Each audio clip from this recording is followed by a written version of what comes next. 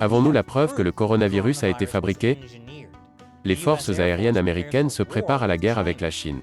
Et pourquoi les noms de rues en Hongrie exaspèrent la Chine? Cela et plus encore à la une des actualités chinoises de cette semaine.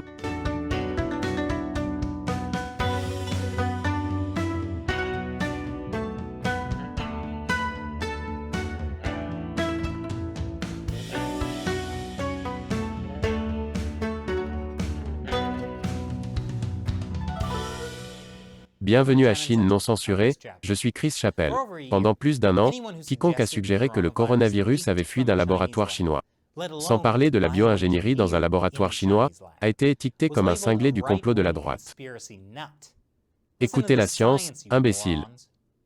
Eh bien, maintenant, la science suggère que le coronavirus est un virus biologiquement modifié qui a fui d'un laboratoire chinois. Surprise! Sans trop entrer dans la science, le pathogène Covid-19 a une empreinte génétique qui n'a jamais été observée dans un coronavirus naturel. Il possède un code génétique que l'on retrouve chez les coronavirus fabriqués en laboratoire. Plus précisément après des recherches sur le gain de fonction, c'est-à-dire des recherches visant à rendre les virus plus mortels et contagieux.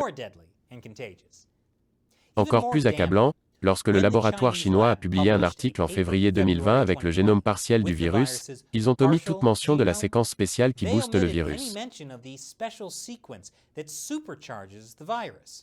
Maintenant, cette séquence génétique spéciale qui pointe vers la conception en laboratoire était facile à voir. En effet, les scientifiques de ce rapport de février 2020 l'ont remarqué. L'article indique qu'un marqueur protéique spécial peut fournir une capacité de gain de fonction au virus pour une propagation efficace aux humains. Encore une fois, c'était en février 2020, avant même que nous commencions à nous enfermer aux États-Unis. Et pourtant, malgré les signes évidents d'ingénierie, et malgré le fait que le docteur Anthony Fauci approuve le financement américain pour la recherche sur les coronavirus, qui a eu lieu à l'Institut de virologie de Wuhan, Fauci a rejeté la théorie des fuites de laboratoire pendant des mois. C'est pourquoi vous avez des vérifications de faits comme celle-ci de l'année dernière, indiquant que la fuite du laboratoire était douteuse. Il dit maintenant, cette vérification des faits a été mise à jour. Ou celui-ci qui dit maintenant que le consensus scientifique a changé. Que dites-vous de ça? En effet, un rapport préparé pour le gouvernement américain, par le laboratoire national de Lawrence Livermore, a jugé plausible que le Covid ait fui d'un laboratoire de Wuhan. Lawrence Livermore a une expertise considérable sur les questions biologiques. Ce rapport a été préparé en mai 2020, mais il reste classifié. Mais même connaître l'existence de ce rapport est une preuve supplémentaire de l'hypothèse d'une fuite de laboratoire. C'est incroyable ce que les médias peuvent découvrir lorsqu'ils rendent compte des choses. Et voici un fait amusant.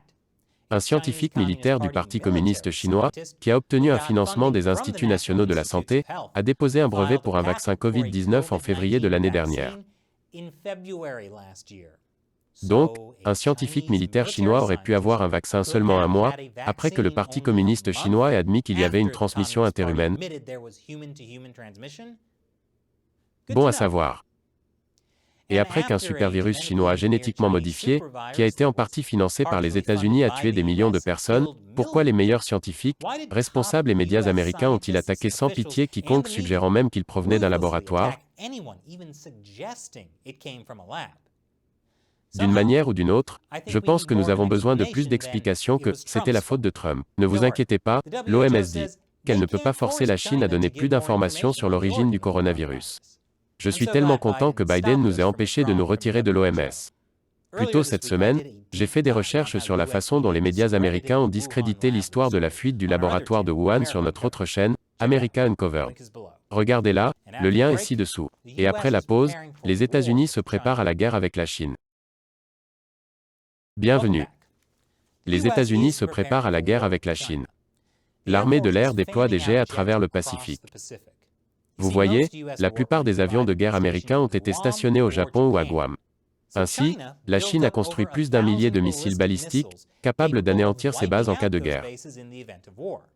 Ainsi, l'armée de l'air américaine déploie des centaines d'avions de guerre sur potentiellement des dizaines de bases plus petites, diluant ainsi la puissance de frappe de la force de fusée chinoise. Cependant, les États-Unis ne sont pas préparés au plan d'urgence de la Chine. Utilisez la force de fusée de l'équipe chinoise pour voler le Pokémon américain. Attrapez-les tous. La semaine dernière, c'était l'anniversaire du massacre de la place Tiananmen. Et les entreprises technologiques occidentales ont eu la chance de prouver qu'elles étaient du côté des dictateurs chinois. Selon Nathan Law, activiste hongkongais en exil, la société israélienne Wix a fermé un site web sur la démocratie à Hong Kong. C'était après que la police de Hong Kong le leur a demandé. Ne vous inquiétez pas, Wix a dit que c'était une erreur. Préparez-vous à en entendre beaucoup. Le moteur de recherche Bing de Microsoft n'a trouvé aucun résultat pour Tankman. Ils ont dit que c'était une erreur humaine. Le survivant de Tiananmen, Zhou Fengsuo, que nous avons déjà invité dans l'émission, a déclaré qu'une diffusion en direct commémorant le massacre ne pouvait pas être visionnée sur YouTube. YouTube a répondu à Zhou en évoquant une éventuelle raison technique du problème vidéo. Zhou a également déclaré que Facebook avait interrompu la diffusion en direct d'une commémoration de Tiananmen, la qualifiant de spam. C'était une erreur technique. Écoutez, la seule erreur technique a été de normaliser le commerce avec la Chine. Ce qui est apparemment quelque chose que le gouverneur de Floride, Ron DeSantis, essaie de combattre. Le voici en conférence de presse cette semaine. Si vous regardez en ce moment, il n'y a pas une seule entité qui exerce une influence néfaste plus généralisée sur un large éventail d'industries et d'institutions américaines que le Parti communiste chinois. DeSantis a signé 2 nouveaux projets de loi visant à contrer la Chine. L'une des nouvelles lois interdit le vol et le trafic de secrets commerciaux et augmente les peines pour de tels crimes. Ceux qui volent pour des régimes étrangers seront passibles de peines encore plus lourdes. L'autre projet de loi vise à restreindre l'accès du Parti communiste chinois aux établissements universitaires supérieurs, en leur interdisant de conclure des accords avec le régime chinois ou des entreprises ayant des liens étroits avec l'État. Les projets de loi ciblent plusieurs pays différents, tels que Cuba et le Venezuela, mais la Chine est le principal objectif. Malheureusement pour Ron DeSantis, il est un gouverneur d'État, pas le président américain. Il ne peut pas réellement définir la politique nationale. Mais il obtient un A pour l'effort. Plus un F pour Floride. Malheureusement, le gouvernement chinois sait aussi jouer à ce jeu, et il peut le faire au niveau national. Je vous en dirai plus après la pause. Bienvenue. La Chine va de l'avant avec une nouvelle loi visant à contrer les sanctions américaines. La Chine n'aime pas que les États-Unis sanctionnent les responsables communistes pour le génocide des Ouïghours, ou empêchent la Chine d'obtenir certaines technologies sensibles. C'est pourquoi la Chine a rédigé de nouvelles lois, qui permettraient aux tribunaux chinois de punir les entreprises internationales pour avoir respecté les sanctions étrangères. Oh non, s'ils punissent trop les entreprises américaines, elles se retireront de Chine. Ensuite, elles ne seront pas trompées, n'auront pas leur technologie volée, et leur part de marché mondial prise par des contrefaçons chinoises moins chères. Elles pourraient même devoir ramener des emplois manufacturiers en Amérique. La tragédie. Et il s'avère que la stratégie de la Chine visant à punir les entreprises et les responsables étrangers s'est déjà retournée contre elle en Europe. En mars, la Chine a sanctionné des responsables de l'UE pour avoir sanctionné des responsables chinois. Et cela a tué un accord d'investissement majeur entre la Chine et l'UE. Et en parlant de raisons de ne pas faire des affaires avec le Parti communiste chinois, ai-je mentionné le génocide au Xinjiang? Même si la Chine est confrontée à une crise démographique, à cause de centaines de millions d'avortements forcés pendant la politique de l'enfant unique, cela ne veut pas dire qu'essayer des avortements forcés au Xinjiang ne sera pas une bonne idée.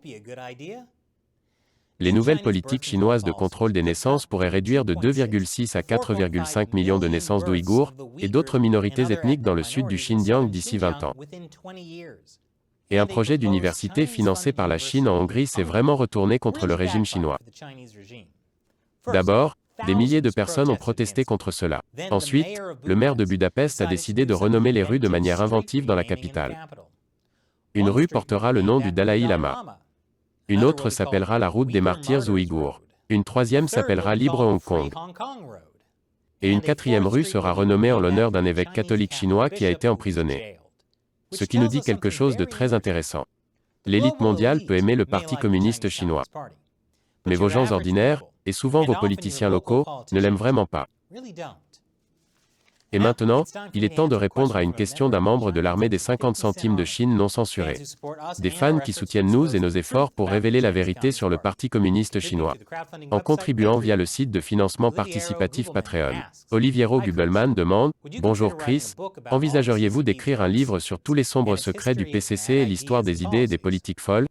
Je suis content que vous ayez demandé, Oliviero. J'en parlais avec Matt et Shelley l'autre jour. Nous faisons cette émission depuis près de 9 ans maintenant. Et nous avons beaucoup appris sur le Parti communiste chinois et ses actions contre les démocraties du monde entier. Alors j'ai eu l'idée. Et si on écrivait un livre? Ce pourrait être un livre numérique, ce serait assez simple à faire. Mais je suppose que tout dépend de vous. Ceux d'entre vous qui regardent, seriez-vous également intéressés par l'achat d'un livre que nous écrivons? Voudriez-vous qu'il y ait de l'humour? Dites-moi dans les commentaires ci-dessous quel genre de livre vous aimeriez voir. Merci d'avoir soulevé la question, Oliviero, et merci pour votre soutien. Et un grand merci à tous ceux qui soutiennent Chine non censurée sur Patreon. Nous ne pourrions pas faire cette émission sans vous. Alors merci de vous joindre à nous dans la lutte pour exposer le Parti communiste chinois au monde. Si vous souhaitez vous joindre à nous, rendez-vous sur patreon.com/ChinUncensored. Vous obtiendrez un tas d'avantages sympathiques, y compris la chance de me faire répondre à votre question dans l'émission. Encore une fois, je suis Chris Chappell, à la prochaine fois.